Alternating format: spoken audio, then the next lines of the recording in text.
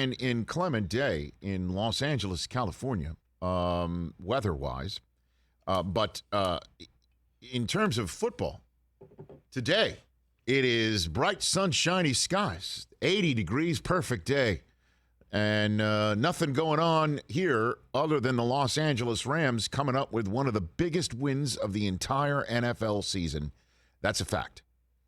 That's a fact. Where you've got a team that has lost 3 of 4, where they lost 3 in a row, and then ended that losing streak against a Jacksonville Jaguars team that spent the immediate moments afterwards unburdening themselves, apparently, about how awful everything is on their sideline, telling the Rams a whole bunch of things that my colleague from the NFL media group, Tom Pelissero, put in a piece on Saturday that is still resonating today in Jacksonville, Florida, and Tom will join us in a matter of moments on that. But sure, you know the way things work in the NFL. It's just like, yeah, great win over Jacksonville. They're absolutely in dire straits. What does that mean? And now you've got to take on an Arizona Cardinals team that is 10-2. Atop the NFC, and handed you a loss back in week number 4. Don't forget, the Rams were riding high after beating Tom Brady and the Bucs in SoFi Stadium just up the road from here, starting the season 3-0. And then the Cardinals show up and they're like, yeah, our first 3 games, we just beat the Jacksonville Jaguars after barely beating the Minnesota Vikings and thumping the Tennessee Titans to start the season. They put out a calling card for everyone to see that they're for real, and then followed it up with their only loss being at home against Green Bay. And they come in to last night's Monday Night Football game at 10-2 with an opportunity to sweep the Rams and leave them down 3 games, 3+ games, because they'd have that tiebreaker against them, having swept them, with 4 games to go.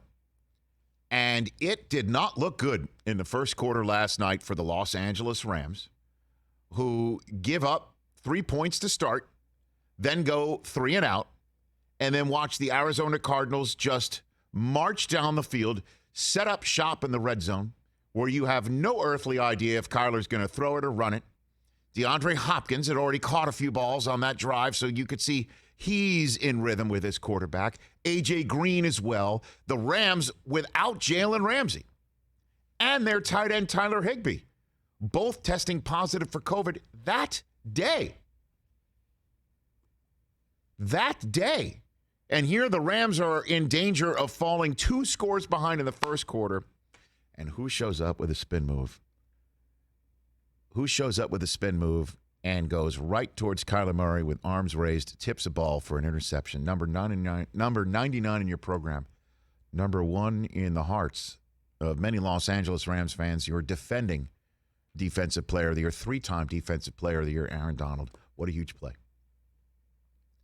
What a huge play, because the resulting interception not only kept it a 3-0 game, not only stopped Arizona's momentum, but the Rams marched down the field and scored a touchdown with it. As Stafford and Cooper Kupp started showing up like it was the first month of the season, like it was in the good times of the first half of the season when Kupp was the offensive player of the month in the NFC for September and October, in which the Rams emerged with a 7-1 record before that 3-game losing streak. Caused us all to wonder what's going on. And Robert Woods blowing out his knee the day Odell Beckham showed up. Odell had his best game as a Ram last night. Stafford showing off his arm with Van Jefferson last night, essentially telling everyone in Los Angeles, Justin Herbert's not the only guy that can heave it half the field on a dime to an open receiver for a touchdown. Defense balling out. Leonard Floyd with a tip and then an interception of his own. Von Miller putting some pressure on. No Jalen Ramsey. The defense did that bang thing to Arizona to take a 2-score lead. Once again, though, I told you folks, it is my prerogative hosting a show like this one on radio and television. You can do deep what you end want of to the do. pool. It's my prerogative to use the words. I told you yesterday, and I'm proven right. Sony Michel's the special sauce here, folks. Okay?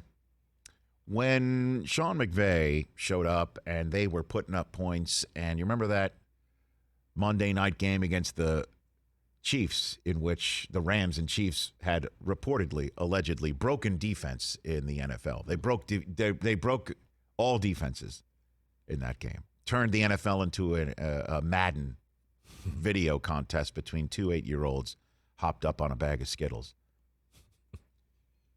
The offense was being run by Jared Goff, who I proffer to say doesn't have that throw in him like Stafford did to Van Jefferson. With all due respect, I should have fronted that before disrespecting Goff. But the key to all that was Gurley. And then Gurley got hurt, and the key to all that was C.J. Anderson. The Rams like to hit you in the mouth, folks. We all talk about the McVay offense and the passing game and all that. McVay and the Rams want to hit you in the mouth repeatedly. And then from the same set, from the same look, throw it on you. Or from the same look after throwing it on you, then running it on you. That's what they like to do. Sony Michel allows them to do that. Turns first down runs into 2nd and 5, 2nd and 6s instead of 2nd and 10 and 11. Turns those plays into 3rd and 2s or even a first down, and 3rd and 2s into first downs. That's what number 25 does and has been doing, and he has been doing it now for 2 straight weeks. I proffer to say that he's your starting running back moving forward for the Rams. And that kid, that Georgia Bulldog, getting it handed off from a Georgia Bulldog, they're going to be tough to beat down the stretch if they start playing like this and then defensively show up. I know that 3-game stretch caused everyone to back off of the Rams, but look at the standings right now.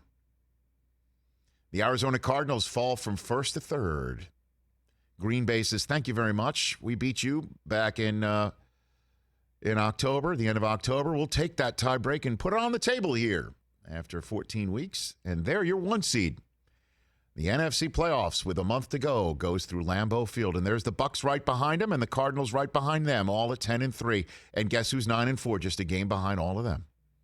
Dallas Cowboys, yes. And the Los Angeles Rams still in the mix, not only for the division, but for the conference. That's how big a win it was. And it keeps them 2 games in front of a Niners team that just beat them in Week 10. They face each other on Week 18. That's the finale. Oh, baby. You guys, I know you gents across the way, you season ticket holders, were looking at your home playoff tickets over that 3-game losing streak, and it was kind of like that Marty McFly family photograph in Back to the Future that was beginning to get blurry and disappearing. And then all of a sudden, we're back. Your arms come back, and you're starting to play that rock and roll music. There you go. Now suddenly home playoff tickets are not out of the realm here in Los Angeles. That's how big a win it was last night. Hey, you watched all the way to the end. Thanks for that. Watch more right here.